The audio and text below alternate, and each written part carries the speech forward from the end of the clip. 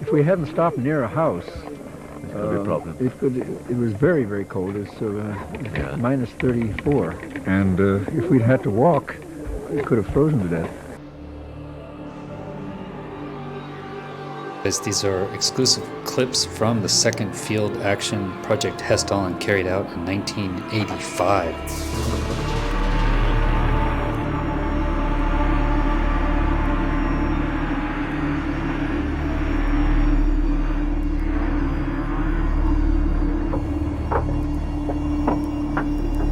For 40 years, these tough Norwegians have carried out UFO research in these mountains.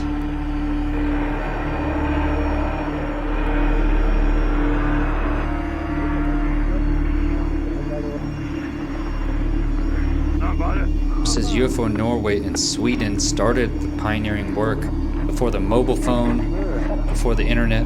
According to Rune, this is a cat and mouse game that continues to this day in the inhospitable mountains, where the phenomenon always is one step ahead, he says, lurking in the shadows.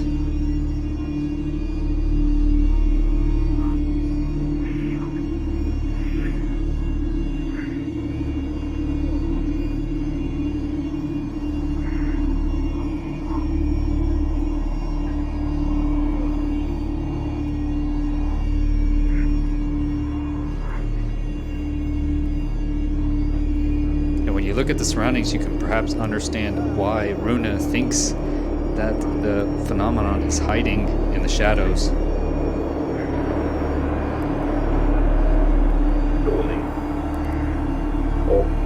Ja, vi åker imorgon. Ja, det är som en timme. Har lagt ner av Those lights against the mountain, I think, is very important. A new generation of explorers enthusiasts are following in J. Allen Hynek's footsteps. Those are some giant footsteps. So I don't think they're giving up. Next up for the team is Operation Arctic Seal. And just this week I ordered tickets to actually go up there and cover it. You can see J. Allen Hynek walking in the ice. I'll be up there in those cold Arctic conditions and bringing that story to you guys, where they go to the bottom of Lake Djupsjön, dive down and see what the object is. So that'll be Operation Arctic Seal.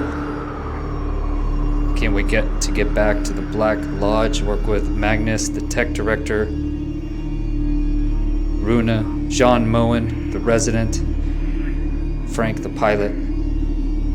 Very excited. I wanted to see it for myself. Yeah, what we're doing. Letters and all that is fine, but it is much better to see for yourself. Yes, of course.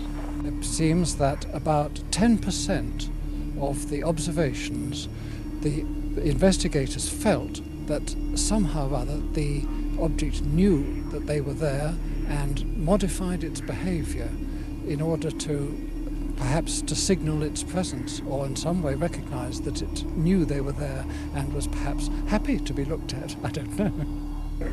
My own philosophical feeling about the UFO phenomenon is that when all is said and done, it represents some form of intelligence.